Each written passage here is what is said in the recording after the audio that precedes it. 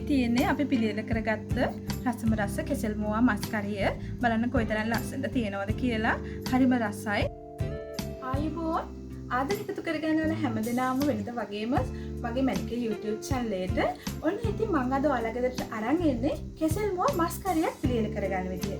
කෙසෙල් මුවා වලින් මස් කරියක් පිළියෙල කරගන්න පුළුවන් කියලා ඔයාලා කලින් අහලා තිබුණාද? නෑ නේද? ඔන්න ඉතින් අද මම ඔයාලා ගෙදරට අරන් එන්නේ ඒ රසවත් කෙසෙල් මුවා මස් කරිය පිළියෙල කරගන්න විදිය. එහෙනම් අපි දැන් බලමු කොහොමද මේක පිළියෙල කරගන්නේ කියලා. කෙසෙල් මුවා මස් කරිය පිළියෙල කරගන්න අපිට අද ඕන කරනවා තරම කරපු කෙසෙල් මුවා ගෙඩි 1යි. ඒ වගේම 3-5 කුඩු යම් මිරිස් කුඩු, ලුණු, කහ, මිරිස්, ඒ වගේම කපාගත් අම්මිරිස් කරලා, කපාගත් ලුණු ගෙඩියක්, තරාගත් ඉඟුරු සුදු ලුණු සහ තරමක ලොකු තක්කාලි ගෙඩියක් මම කපලා අරගෙන තියෙනවා. ඊට අමතරව පොල් කිරි මම මිලිලීටර් 400ක් අරගෙන තියෙනවා. ඒ වගේම උළුහාල්, අබ, කුරුදු පොතු, එනසල් සහ කරාමනටි කීපයක් අරන් තිනවා. ඊට අමතරව මම තප කරපිංච අරගෙන තියෙනවා. ඒ වගේම වතුර මම අර ගන්නවා කෙසෙල් මුවා ගෙඩිය තම්බා ගැනීම සඳහා. අපි දැන් කොහොමද මේක පිළියෙල කරගන්නේ කියලා බලමු. මුලින්ම අපි අද කෙසෙල් මුවා ගෙඩියේ මේ තියෙන රළු පොතු ටික අයින් කරගමු. අපි අද කෙසෙල් මුවා මස් එක පිළියෙල කරගන්නකොට රළු පොතු භාවිත කරන්නේ නැහැ. ඒවා ටික අපි අයින් කරගමු. සිනිඳු කොටස විතරයි අපි භාවිත කරන්නේ. බලන්න අපි ලා කහ පාට කොටසට එකන් පොතු ටික අයින් කරගත්තා පැහැවුණු ඒවා. ඔයාලට ඒවා විසි කරන්න ඕනේ නැහැ. ඒවා වෙනම මාළුවක් පිළියෙල කරගන්න පුළුවන්. නැත්නම් මැල්ලුමක් හදා ගන්න පුළුවන්. පරිප්පු එක දාලා උනත් මේවා උයන්න පුළුවන්. ඒ නිසා මේ ටික පැත්තකින් අයින් කරන්න. අපි දැන් මේකට වතුර ටිකක් දාලා තඹගමු.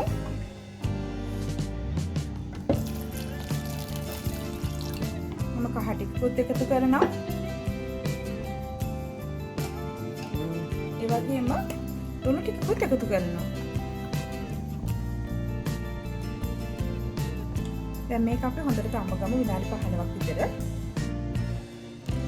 කෙසෙල් මුවා එක ලිප තියාගෙන විනාඩි 15ක් ගියා. බලන්න හොඳට තැඹිලා තියෙන්නේ. ඇති දැන් තැඹිලා අපි දැන් කෙසෙල් මුවා එක පිළියෙල කරගමු. ඒ රස චුට්ටක් යන්න ඇරලා අපි මේක කෑලි වලට කපා ගමු. දැන් කෙසෙල් මුවා ගෙඩිය කපා ගමු.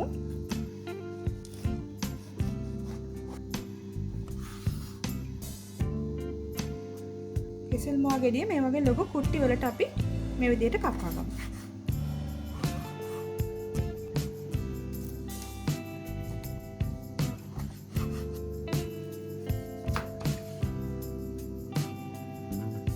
කෙසෙල් මුවා කුට්ටි ටික ගොඩක් පරිස්සමට අපි කපා ගමු. මේ තියෙන්නේ තම්බලා කෑලි වලට කපාගත්තු කෙසෙල් මුවා ගෙඩිය. අපි දැන් මේක උයා ගන්න හැටි බලමු. දැන් වාචනයක් ලිපේ තියලා තෙල් ටිකක් එකතු කරගමු. තෙල් මේසෙන් දෙකක් විතර එකතු කරගමු. තෙල් ටික රත් වෙලා තියෙන්නේ. අපි දැන් අබ ටික එකතු කරගමු. ඒ වගේම මම අබ ටික පුපුරන්න ඇරලා උළුහාල් ටිකත් එකතු කරගන්නවා.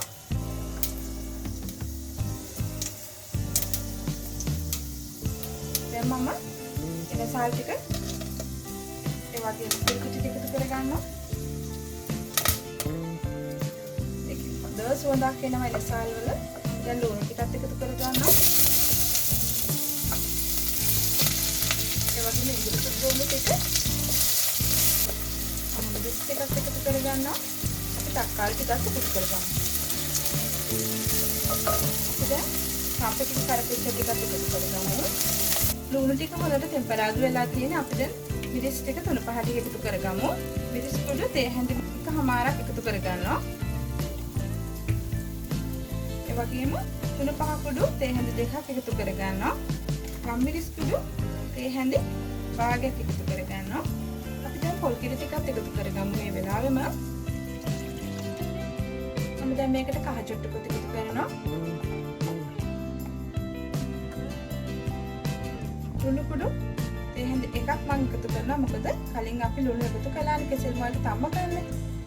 දැන් කිරි ටික හොඳට පැහෙන්න දෙමු අපි ටික වෙලාවක්. කිරි ටික හොඳට පැහැගෙන එනවා. මේ වෙලාවේදී අපි කපාගත්තු කෙසෙල් මුවා ටික එකතු කරගමු. හිමීට අපි කෙසෙල් මුවා කෑලි ටික මෙහෙම තියාගමු හොද්දෙන්. මේ වෙලාවේදී ගින්දර වැඩි කරගන්න එපා. හුඟක් පරිස්සමට මේ වැඩේ කරන්න ඕනේ අපි. පොත රත් වෙලා තියෙන්නේ. පරිස්සමට ඔයාලා මේ කැලි ටික මෙහෙම තියාගන්න. දැන් අපි මේක හොඳට වහලා මද ගින්දරේ උයාගමු. ඒ වගේම මතක තියාගන්න අපි හැන්දෙන් මේක කූරු ගන්නේ නැහැ. යන්තම් දෙපැත්ත හොලව ගන්නවා විතරයි. ඒ වගේම තව කාරණයක් මම තක්කාලි දාපු නිසා වෙන විශේෂ ඇඹුල් එකතු කරේ නැහැ. නමුත් ඔයගොල්ලෝ කැමති නම් ඔයගොල්ලන්ට ගොරක ටිකක්, සියඹලා ටිකක් හෝ දහි ටිකක් එකතු කරගන්න පුළුවන්. දැන් බලමු කෙසෙල් මායක කොහොමද කියලා. දැන් 15ක් විතර ගියා. බලන්න තෙල් පෑදලා කොච්චර ලස්සනට තියෙනවද කියලා. හොඳ සුවඳක් එනවා මට නම් මේ වෙලාවේ. ඔයගොල්ලන්ටත් වෙනකොට දැනේවි. මම ඒක හැන්දෙන් එහෙම කරන්නේ නැහැ. පොට්ටක් මේ වගේ හොල්ලලා පොට්ටක් මේක කවලා කරනවා. බලන්න කොච්චර ලස්සනට තියෙනවද කියලා. කෙසෙල් මාව වලින් මේ වගේ රසවත් කෑමක් හදන්න පුළුවන් කියලා දැනගත්තා. ඔයාලට ගොඩක් සතුටු හිතෙයි. අපි තව ටිකක් වෙලා මේක හොදි හිතෙනකන් තියලා තියමු. දැන් බලමු අපේ කෙල් මාවේ මස්කාරේ බලන්න හොඳට හොදි හිඳිලා අඩු වෙලා තියෙන බලන්න හානුවන් පාරේට තියෙන හැටි මට හොඳ සෝඳක් එනවා. දැන් අපි ලිප ඔෆ් කරගමු. බලමු දැන් කොහොමද අපි කෙසෙල් මුවා මස් එක කියලා. මම දැන් ඔයාලට පෙන්නන්නම් මේ කෙසෙල් මුවා මස් ටික කොච්චර ලස්සනට අපි පිළියෙල කරගත්තද කියලා. බලන්න කුටි ටික හොඳට කැඩෙන්නේ නැතුව තියෙනවා. මම ඒ ටික වෙන මස් කරගන්නවා මේ වගේ.